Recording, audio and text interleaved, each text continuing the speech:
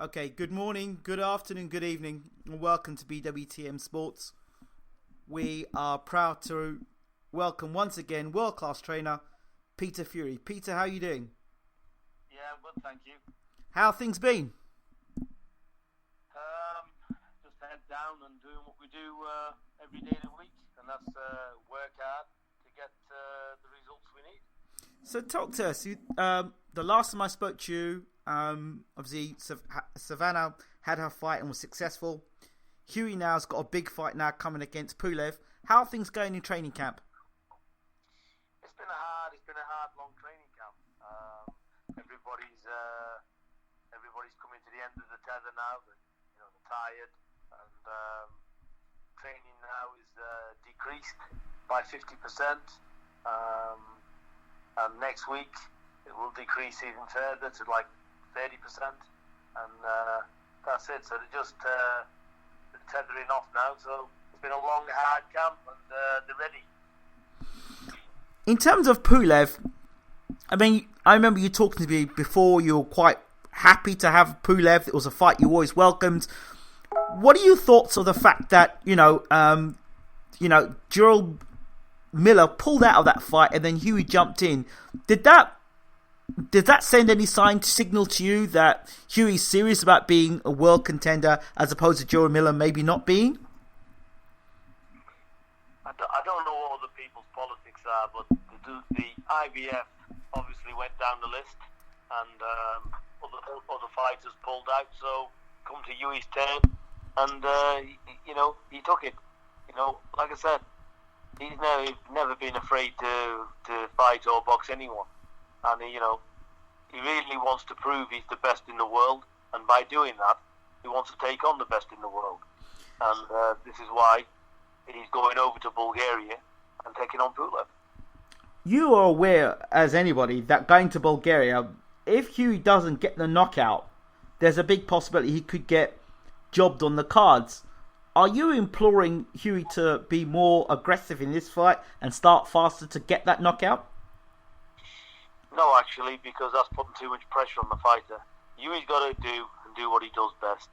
And if the decision goes against him and he doesn't get the knockout and he wins clearly, then it's another tarnish on world boxing. So if that's the case, and that's what they do every time a young man at 24 years of age steps up to the plate, goes in the backyard, has a fight and wins it clearly, and all of a sudden gets a scores against him, then shame on boxing. Shame on world boxing if that's what the case is. So no, I'm not pressuring my fighter to go out there and get a knockout, because world titles are not won that way. Things just don't wash that way. So like I said, he's trained for every outcome. He's going to do his best in there, and the best man will win. What does Pulev bring to the table for you? He's a very awkward customer. He's got an excellent jab. He's probably got one of the best jabs in heavyweight boxing. He's very careful. He applies aggression in the right way. He's hard to catch clean. Got a good defence, and he's a very technically sound, experienced world level fighter. How much do you take away from the Klitschko fight that Pulev had, where he was getting caught with a left hook numerously? I think he's learned from that. Pulev, he got very ambitious in that fight. I think he come in, he was looking for the kill, and his strategies was wrong. And I think he's learned from that. And if you look at his other fights after that, he seems to have he's a lot more cagey and a lot more difficult to hit. So I think now he's using his boxing a lot more, and he's a lot more difficult to catch. So he seems to have learned by his mistake. The heavyweight division seems to be really cleaning itself up, with Joshua fighting Povetkin, Wilder and Fury are fighting, and then see your son's fighting Pulev. Should your son be victorious, as you would expect, are you going to be pushing for the IBF mandatory shot against Anthony Joshua? Well, should he come through this, he will be the mandatory for the IBF. So this is what this fight is for. It's a final eliminator. So the winner becomes a mandatory. And if that's the case, we'll gladly sit down. And the fight's available to us. 100%. Let's get that done. So he'd be ready to take that, no problem. If it's not available, then he'll keep busy until his time comes. So you want me pushing for the IBF to make that fight happen against Joshua, should your man come through?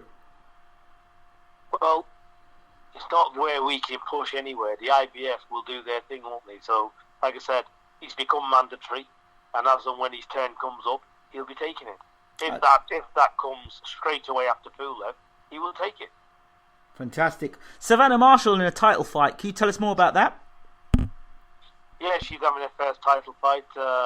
She's coming on leaps and bounds. Very pleased with her. This is one of 3 fights she's having this year. So she starts on the 27th of October in a 10-round title fight. She's then on the 9th of November. And she's penciled into December as well. Okay. Peter McDonald, what's going on with him? Peter McDonald, I've not heard much from him. I believe he's with his family, taking time out. I think he's going to box again. And I wish him all the best of what he does. So he's always been a warrior in the sport, and I wish him nothing but the best in his future. Some unfortunate news for Joe Saunders. He's had the fight now, his title taken away from him, or he's vacated his title because he was meant to fight Andrade. What are your thoughts about this whole situation with Joe Saunders? Look, what can you say? We've been in similar situations ourselves in the past, and like I said, these governing bodies, they do what they do. That's it. That's all you can do. I don't know what to say about it. I've not spoke to Joe, and I don't know what's happened with it, so I ain't got a lot to say about it really. Okay, Killian White it looks like Killian White won't be fighting Derek Chisora, but he's going to be fighting Luis Ortiz now. What are your thoughts on that fight?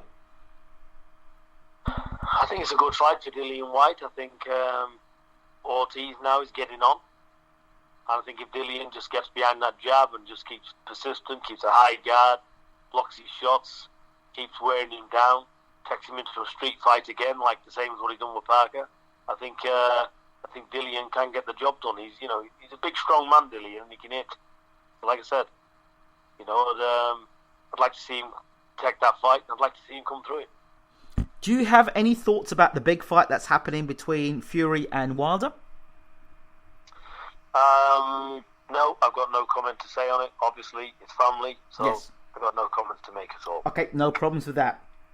Peter, in terms of Hughie Fury and his development as a fighter, where is he now in your eyes? I think he's arriving on the world stage. He's now 17 stone. He's shredded. He's got no body fat whatsoever. He's like I said, he's 14 weeks in a training camp, and he's in. I can't say he's in the best shape of his whole career. So his body tone's different.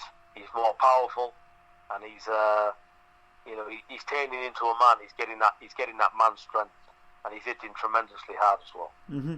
I heard he was recently sparred with Martin Bacole, and trainer Billy Nelson had the high praise of Hughie Fury.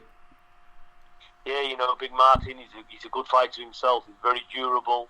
He's got a fantastic work rate, so he's perfect. I know he's fighting Saturday. I can see him doing very well, and I see him blowing away his opponent.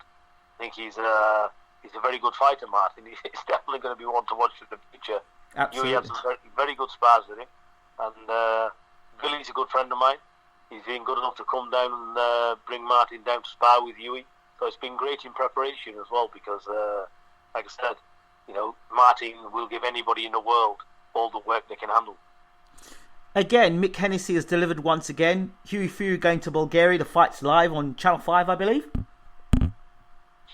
Yeah, it's live on Channel 5. I think the main event, Hughie's on at 9 p.m, which is 11 p.m. Bulgaria time, because they're 2 hours ahead of us. Yep. So it's going out live. So it's great for the fans, and it's great for the boxing purists, because, like I said, it's terrestrial TV. Nobody has to pay for it. So it's going to be a great night of boxing. And this is what I like about boxing, because nobody can really pick a winner here. This is a tough fight, and this is a fight where, we're going to see the best of Hughie, where he's going to have to box, where he's going to have to fight, and to win a fight like this, he's going to have to bite down on the gum shield, and prove that he is the champion and the world class fighter I believe he is. Okay, the two more fights I want to talk to you about. James DeGale, it seems to have been confirmed that DeGale will fight Eubank Jr. How do you see that fight going? I've not seen DeGale fight for quite a long time. He's a very slick, technical boxer. I've not seen Eubank since his last two outings. The only thing I'll say with Eubank, in his last two attempts, there was no improvements. When I say no improvements, there was no change in his boxing. So he's young enough, and Eubanks is well talented. He has got the tools. He's just not been applying them correctly. So I think he could have sat back, learned from that, and if he has, then it could be either way this fight. But like I said, if he thinks he's just going to bull his way through with sheer aggression and land these big shots all the time, it's not going to happen. Boxing's not called boxing for nothing. A street fight is a street fight. A boxing match is in the ring. You need cleverness, you need finesse, and you need skill, and that's what you need. And I think he's matured as well. So yeah, you'd have to fancy slightly edge towards Eubank on with the way that he's lost his fights. He's had a comeback fight, hasn't he, recently, although I never saw it. Mm-hmm. I know DeGale's been in good fights. I think he's lost his world title fight, has he? Yeah, he lost the title, then he regained it, then he vacated the title. Okay, so he's still in good form himself, so it tips to be a very good fight between the two of them. But if Eubanks boxes the way he's done in his previous two attempts, then obviously, DeGale should come through that. But like I said, I believe he could have turned the corner in young Eubanks, so if that's the case, then we're in for a hell of a fight there. Can't really pick a winner. He fought JJ McDonald the other day, and JJ McDonald was giving him a handful before, then the fight got stopped. I think something happened to JJ McDonald, he damaged his hand, and then he wanted to have a bare knuckle fight with Eubank after the fight. So, although he was doing well before he injured his hand.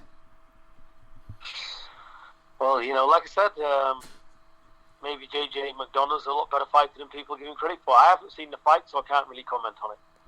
Okay. Rocky Fielding against Canelo is a bit of a weird one, don't you think?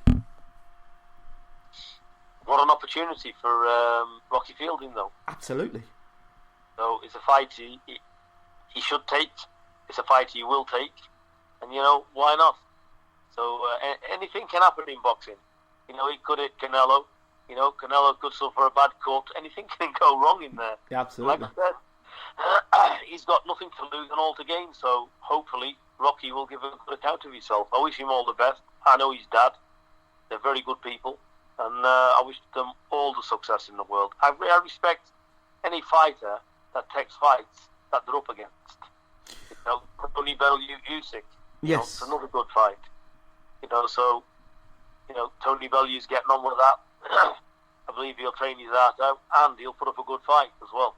So I know the other fellow's the favourite to win it, but again, anything can happen. And Tony Bellew's as big as him, so if he roughs him up and just thinks, right, let's get into it, let's have a fight if the boxing don't work, and try and take Usyk into a bit of deep water, you don't know what can happen. So, but that's it this way: if Tony Bellew can pull that off, what a fantastic win that is. It's going to be. It's a tremendous win, isn't it? Yeah, this is why these fighters, we are seeing, the public now are getting what they want in my eyes, because all the good fights are happening. Absolutely. Kell, Brook, Amir Khan, looks like we might get that next year. Well, that's been long anticipated, so hopefully that gets made. That'll be a good fight between them two, and scores will get settled eventually. They're both going to get well paid to do it. Where do you see the advantages being in this fight? Or who's got the advantage? I think Brook holds more power in the combinations, and I think Khan obviously has the speed and things like that. I think that's a genuinely 50-50 fight.